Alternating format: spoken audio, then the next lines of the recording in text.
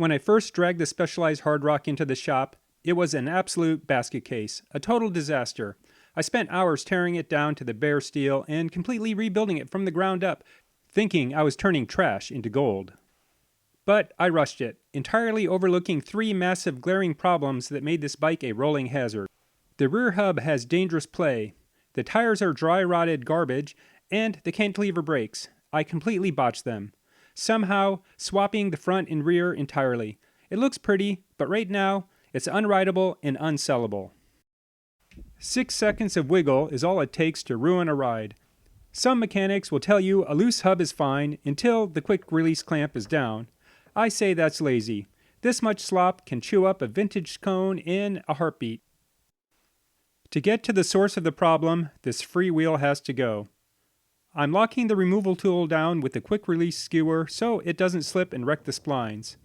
Then bring in the heavy artillery, a long breaker bar for pure leverage. There's the crack, and the rest is easy money.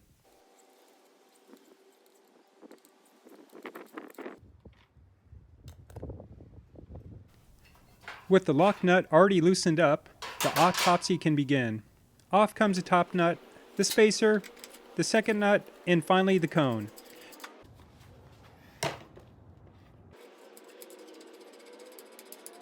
Now we can slide the axle out and start evicting those old bearings.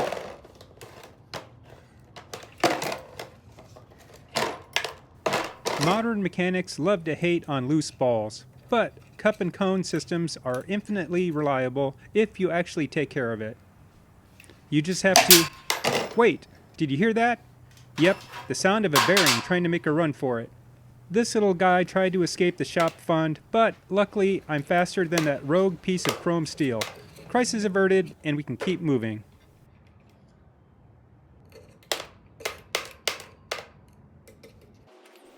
Before we can put this back together, we have to get rid of the evidence. I'm wiping down the axle, the hardware, and every single one of those recovered bearings. But the most critical part? Degreasing the actual hub cups. If you leave even a microspeck of old road grit inside that hub shell, it acts like liquid sandpaper the second you start to pedal. A fresh rag, some Dawn power wash, and a little elbow grease, and this vintage hub is looking brand new and ready for reassembly. Now for the satisfying part. I'm packing the cups with fresh grease. Don't be shy with it. It keeps the water out and lubricates the bearings. The sticky grease holds the bearings in place so I can slide the axle through without any more escape attempts, followed by the rest of the hardware. Here's where the art comes in, setting the preload. Too tight and the bearings grind themselves to dust. Too loose and we're right back where we started. I'll dial it in so there's absolutely zero slop, but the axle still spins smooth as butter. Just like that, the rear wheel is officially saved. Next, we'll spin that vintage freewheel right back onto the fresh hub threads. No need to muscle it, your first pedal stroke will lock it down tight. Slide the quick release skewer back in, and the wheel is ready to be dropped into the frame. Alright, time to confess my sins and fix this alignment nightmare. The cantilever arms themselves are actually identical, but because of frame geometry is different from the front fork to the rear stays, a pad adjustment for the front is going to be out of whack on the rear. Somehow, I managed to mix up just one arm from the front and one from the back. The result? A total mess. One pad completely misaligned at each end of the bike. I'm unbolting my mistake, swapping the rogue arms back to their rightful homes, and finally getting these pads set up properly. With the brakes and hubs sorted, it's finally time to address the elephant in the room, this dry-rotted rubber. Selling a bike with tires this cracked isn't just cheap, it's dangerous. One bad pothole and the next owner is going down.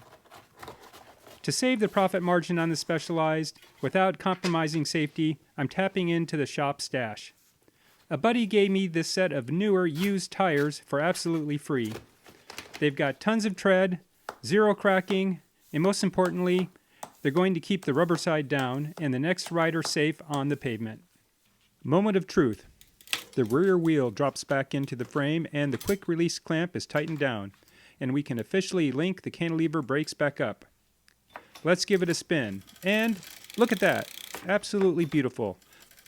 The wheel spins dead true with zero hub play. The new rubber looks fantastic, and when I hit the lever, crisp, immediate stopping power right on the braking track. No rubs, no squeals, no excuses. We're officially good to go. I'll repeat the process on the front, and we're almost good to go. The very last piece of the puzzle is dialing in the shifting. The rear derailleur was hesitating a bit on the crisp clicks, but a few tiny tweaks to the cable tension at the barrel adjuster is all it takes.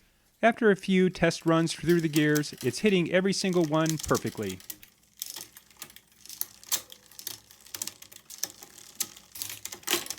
As for the front shifting, I kept the old school friction shifter, so there's no indexing or finicky adjusting to fight with. You pull the lever, the chain moves, and it just works. Mechanical simplicity at its absolute finest. No shortcuts, no sketchy parts, just solid vintage steel ready to sell on Marketplace. This Specialized HardRock is officially saved, safe, and ready for its next adventure. Thanks for watching, and I'll see you next time.